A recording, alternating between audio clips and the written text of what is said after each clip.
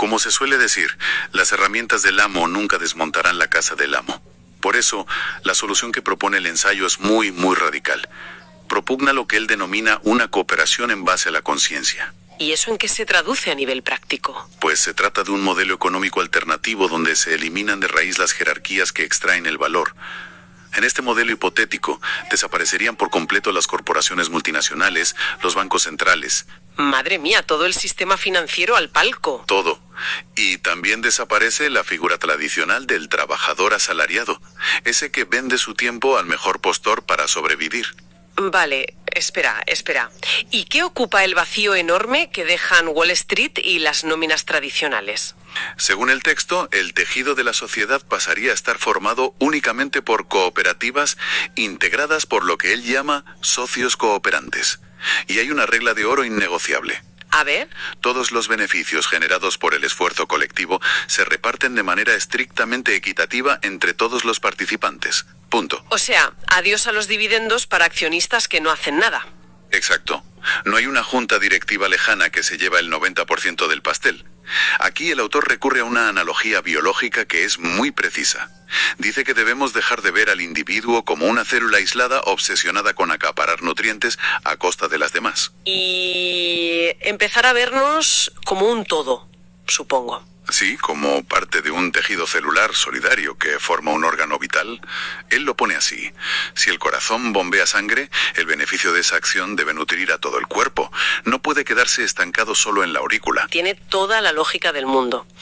Y supongo que en esta metáfora biológica el Estado vendría a ser una especie de sistema nervioso central, ¿no? Podría verse así, sí. Pero el texto aclara que su función sería mínima. Nada de proteger a una élite amparada en creencias ideológicas fallidas. El único rol del Estado sería mantener la homeostasis. Exacto. El equilibrio del cuerpo. Es decir, mantener el equilibrio y la fluidez operativa de estas cooperativas. Pero, y aquí viene un detalle técnico en esta utopía celular que, te lo juro, me hizo saltar de la silla cuando lo leí. Ya sé a qué te refieres, sí. Es que para implantar esta economía solidaria en el mundo real, el autor sugiere utilizar tecnologías modernas y menciona explícitamente el blockchain. A ver, ¿no es esto una paradoja colosal? Entiendo perfectamente que choque, claro. Es que hoy en día la palabra blockchain evoca instantáneamente imágenes de criptomonedas supervolátiles, especulación desenfrenada, estafas piramidales. Y los típicos gurús en Internet. Exacto. Jóvenes obsesionados con dar el pelotazo millonario para comprarse un deportivo brillante. Es como la apoteosis de esa economía antropófaga que él critica. ¿No resulta profundamente irónico proponer la tecnología más asociada al culto al dinero fácil para escapar precisamente del imperio del dinero? Sí, es una aparente contradicción enorme. Pero fíjate, esto plantea una pregunta importante sobre la arquitectura tecnológica en sí misma. Hay que entender cómo funciona realmente esta herramienta, si le quitamos todo el ruido mediático y la especulación. Vale, a ver, ilumíname un poco. El blockchain, en su esencia más pura y técnica, no es más que un libro de contabilidad inmutable. Y sobre todo descentralizado. Funciona mediante algo que se llaman contratos inteligentes, o smart contracts en inglés. Si conectamos esto con la visión del ensayo, la tecnología no es el enemigo, es el cuchillo del que hablábamos al principio. Ah, vale, la herramienta neutral. Exactamente. Actualmente, ese cuchillo está secuestrado por los especuladores. Pero, ¿cómo se aplicaría en la utopía del autor? Imagínate una cooperativa que se gestiona mediante blockchain. Vale, me lo imagino. El código matemático de un contrato inteligente podría programarse para que, en el instante preciso en que la cooperativa genere un beneficio, ese capital se divida matemática y automáticamente en partes iguales entre todos los socios cooperantes. Ah, entiendo por dónde vas. Es decir, se elimina por completo el factor humano corruptible. Exacto. Eliminas la necesidad de confiar ciegamente en un CEO o en un consejo de administración, que siempre podrían tener la tentación de, no sé, guardarse el dinero argumentando que es un bono de productividad. Claro, el famoso me lo llevo porque me lo merezco. Eso es.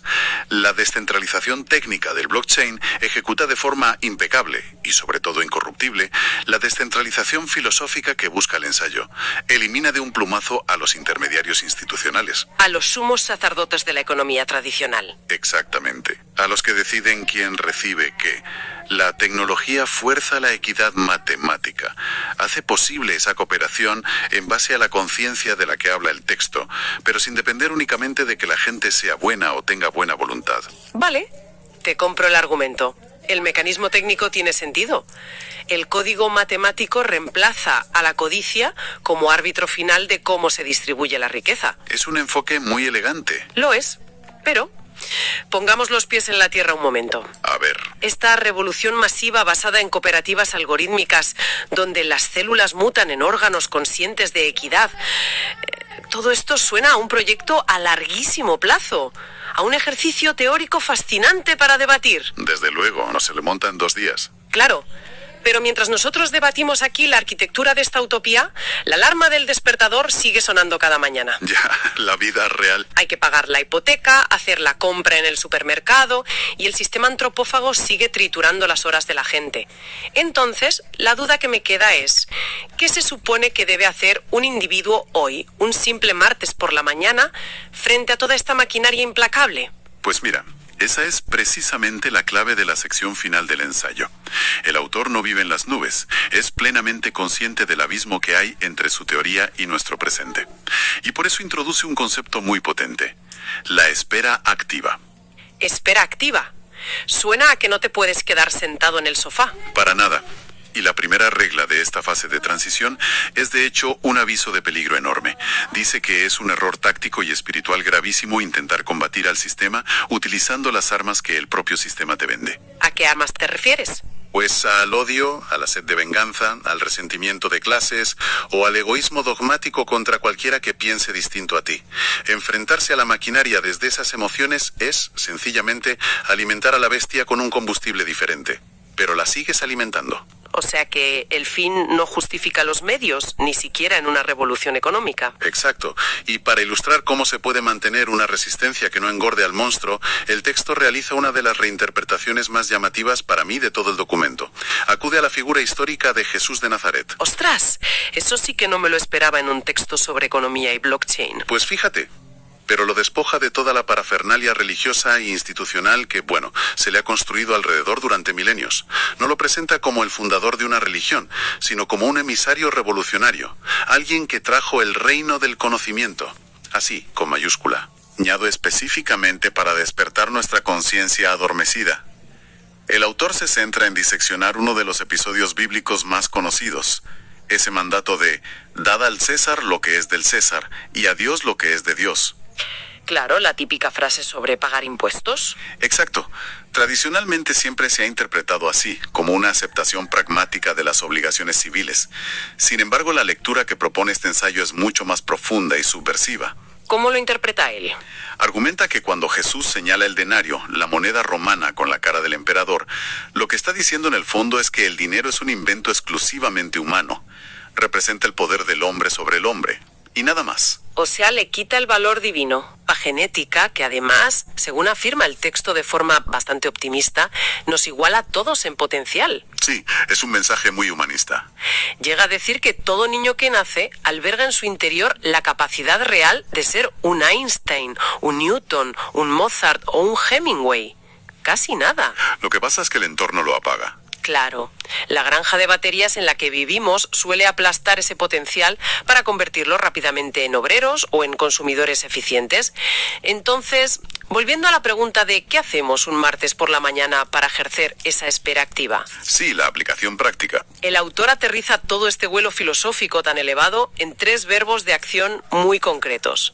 3 pilares para no ser devorados por el sistema: amar, perdonar y ayudar. Parecen sencillos. Suenan engañosamente simples, ¿verdad? Casi a cliché de libro de autoayuda barato. Pero ojo que en el contexto hostil de una economía antropófaga, aplicar estos 3 verbos de manera constante y real hacia los demás es probablemente el acto de rebeldía más difícil que existe. Completamente de acuerdo. Es ir a contracorriente de todo lo que te enseña el sistema. Exige que las personas redefinan por completo, de pies a cabeza, qué narices significa tener éxito en la vida. Obliga a extirpar de nuestro cerebro la idea tóxica de que sobrevivir implica subir escalones pisando la cabeza del que está un peldaño más abajo. Totalmente. Sintetizando un poco toda la arquitectura del ensayo, Yo diría que la tesis final es un auténtico mazazo a la complacencia. Nos está diciendo a la cara que la crisis que atravesamos no es un mero desajuste macroeconómico, de esos que se arreglan simplemente ajustando los tipos de interés en el Banco Central. Ojalá fuera tan fácil. Ya. Es una crisis mucho más profunda, una crisis de la individualidad frente a la maquinaria colectiva. La verdadera revolución contra este sistema caníbal, nos insiste mucho el texto, no consiste en asaltar palacios de invierno o, yo qué sé, fundar nuevos partidos políticos. Porque acabarán devorados por las mismas dinámicas, claro. Exacto. La subversión definitiva, según él, radica en que cada individuo sea capaz de convertirse en su propia conciencia, despertando y emancipándose de ese mundo de creencias fabricadas. Es, en el fondo, una llamada desesperada al pensamiento crítico. Un escudo contra el adoctrinamiento del casino. Eso es. Un escudo frente al intento constante de convencernos de que debemos entregar nuestra humanidad como pago para que nos acepten en la mesa de los ganadores. Brutal. Y bueno, para ir cerrando el círculo de esta inmersión de hoy, resulta inevitable volver a ese punto de partida tan cinematográfico. Regresamos a la orden seca del capo mafioso Manfredi, mirando a sus secuaces. Chicos, vayan a ganar dinero. La frase del principio. Esa misma. Pero, claro, tras haber atravesado todas estas capas tectónicas de nuestra economía, de nuestros valores, el autor Gabriel Villaboy Llana nos invita a aplicar un filtro de alto contraste a esa orden. A ver. Salir ahí fuera a ganar dinero es una necesidad ineludible en el ecosistema actual. O sea, no podemos engañarnos con idealismos vacíos. Hay facturas que pagar. Sin embargo, impone dos condiciones para no perder el alma en el intento. La primera: auditar rigurosamente cómo se está obteniendo ese dinero. ¿A quién estás pisando para conseguirlo? Fundamental. ¿Y la segunda? Tener un propósito muy claro de qué impacto se pretende lograr en el mundo una vez que ese dinero ya está en tus manos. Porque, y este es el recordatorio definitivo con el que se despide el texto, es una verdad universal y cruda que no admite réplica. ¿Cuál es? Pues que, cuando inevitablemente cruzas el umbral final de la existencia, el sistema operativo se apaga. Para todos igual. Para todos. Y en ese apagón definitivo, nadie tiene la capacidad de llevarse consigo ni un solo pedazo de papel impreso. Da igual cuántos ceros apunten a tu nombre en los servidores de un banco suizo, no te lo llevas. ¡Qué gran verdad! Y basándome en esta idea de que el dinero no es más que un cuchillo, una simple herramienta neutral de registro de valor, me gustaría plantear una reflexión final, muy práctica para quienes nos acompañan hoy. Me parece perfecto, adelante. A ver, el autor propone una utopía preciosa a largo plazo, pero la acción real empieza en lo minúsculo. Cada vez que pasamos el móvil por un datáfono o entregamos un billete en una tienda, estamos depositando en el fondo una papeleta de voto. Estamos financiando la perpetuación de un tipo de mundo específico. Votamos con la cartera, literal. Literal. Así que el desafío que dejo en el aire para llevar a la calle hoy mismo es este. En lugar de angustiarnos revisando únicamente el saldo contable en la aplicación del banco, ¿qué ocurriría si empezáramos a auditar el impacto moral de nuestros gastos? Interesante. Si al pagar el café de la mañana, o al elegir a qué empresa le compramos la comida de la semana, calculáramos si esa transacción específica está financiando una brizna de conciencia y equidad en el mundo, o si por el contrario, simplemente está alimentando a una corporación que se basa en la indiferencia antropófaga. Es convertir la economía personal en el último bastión de la ética. Una auditoría de la conciencia aplicada directamente al ticket de la compra. Me parece una herramienta brillante para desarmar el sistema desde la trinchera del consumo diario. Transformar la cartera en un escudo moral es, la verdad, un pensamiento que resuena con muchísima fuerza. Desde luego que sí. Bueno, este análisis nos deja un arsenal de conceptos para masticar con mucha calma y nos pone delante un espejo bastante incómodo en el que cuestionar esas zonas de confort que cada uno de nosotros habita. Ha sido una exploración realmente intensa y fascinante. A la gente que nos acompaña al otro lado, la invitación irrenunciable de siempre. Mantened la mente afilada, no os conforméis con las respuestas prefabricadas que os da el casino y no perdáis nunca el apetito por desentrañar ideas que desafíen las reglas del juego. Hasta el próximo análisis a fondo.